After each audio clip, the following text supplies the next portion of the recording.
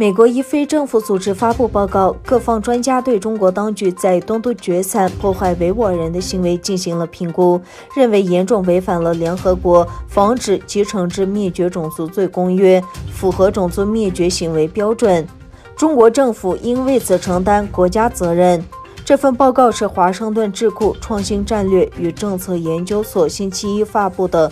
参加这次评估工作的有数十名国际法专家、种族灭绝研究专家、中国民族政策专家和东突厥散地区专家。他们对有关证据和信息进行审查和分析。创新战略与政策研究所特殊项目负责人伊布拉辛说，有压倒性的证据支持其种族灭绝的指控。中国是一个主要的全球大国，其领导人是种族灭绝的设计者。专家们做出的结论是，中国政府针对维吾尔人的种族灭绝行为违反联合国防止及惩治灭绝种族罪公约，应为此承担国家责任。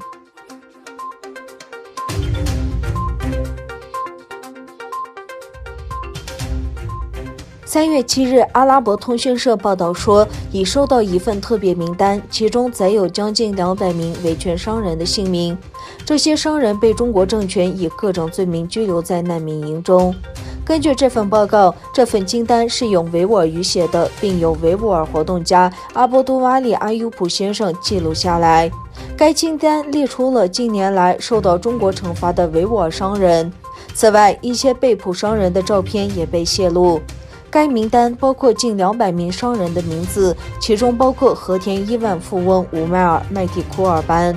尽管他与中国当局保持着正常关系，但他仍未能摆脱中国的压制政策。在他被判处10年徒刑之后，中国当局将他的房子变成了旅游胜地。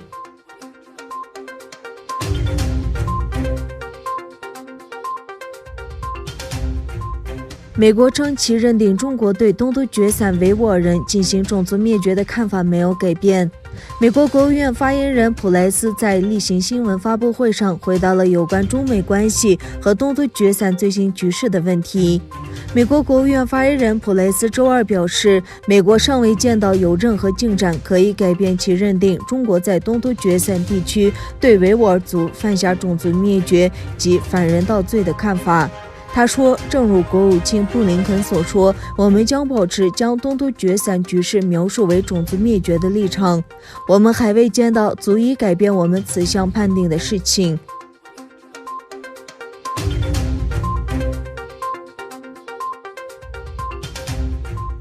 中国开始为国际旅行的公民引入数字疫苗身份证。数字疫苗身份证通过中国在线服务微信提供，该服务将使用户获得疫苗接种和检测结果。中国外交部发言人说，其目的是通过使用数字疫苗证书，也称为疫苗护照，来支持全球经济复苏。发言人补充说，该文件旨在促进跨境旅游。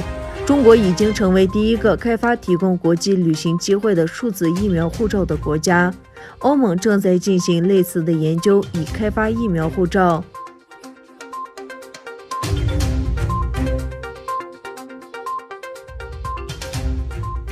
美国气候变化问题特使约翰·里克说，在气候变化方面，我们没有比我们的欧洲和欧盟朋友更好的合作伙伴。现在我们的协调非常重要。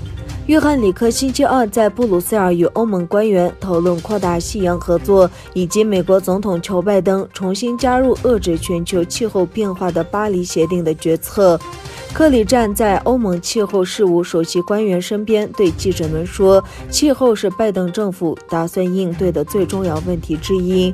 克里说，在巴黎气候协定期间，各国之间存在非凡的合作。他说，现在应该促进这一合作。